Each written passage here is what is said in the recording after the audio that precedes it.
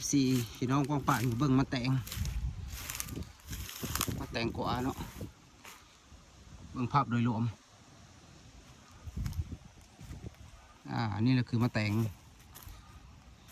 ปลูกไม้งามให้พี่น้องว่าออกทุกเม็ดเลยต้นละ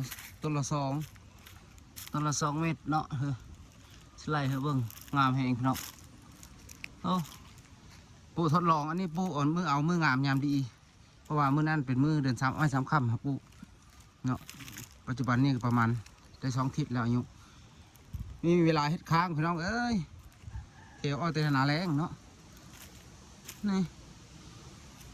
แต่งามแหงพี่น้องหอมผู้ขนาดยังไม่ทันได้สิแมงไม้ได้เนี่ย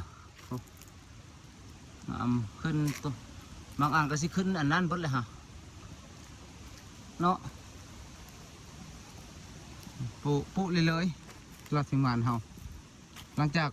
รีวิวเฮอเบิ่งมาหมูกับเบิดไปแล้วจะเล่นมาแต่งเนาะกว้างเติบอยู่ไหนผู้ที่จริงกับผู้ไปฮอดผู้ประมาณ100 เมตรเนาะสอไทยไว้อันนี้แหละผู้เอางามยามดีมันก้อนแต่ว่ามันก็ซี่ใหญ่แล้วนี่ประมาณเดือนครึ่ง2 เดือนก็ได้กินมามันก็พี่น้องงามแหงปกติเองนะกำลังขึ้นมือเนาะพอใส่ค้างแล้วเบิ่งนี่ลองสภาพผู้มาแต่งป้องหนึ่งราคา500 บาทเนาะผู้เลยอ้อทุกเม็ดสมกับราคาคนอยู่ทุกเม็ดเลยฝากไว้เนาะสำหรับสายหนักปูหนักเลยที่ใครต้องการอยากซื้อกินก็สั่งจองมาเนาะฝากสอบถามก็ได้ว่าปลูกเลยวิธีปลูกง่ายแห่งพี่น้องเขาเนาะเอาไทยแล้วก็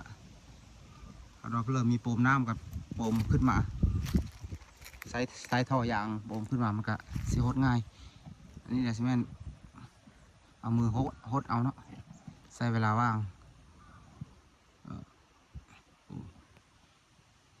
สำหรับคลิปนี้ก็ขอบใจหลายๆเนาะสำหรับ FC ที่ฝากติดตามกดไลค์กดแชร์ให้เด้อพี่น้องเด้ออยู่ทางฝั่งซ้ายฝั่งขวาเนาะฝากเป็นกำลังใจให้แน่ทางช่อง YouTube ใหม่เนาะ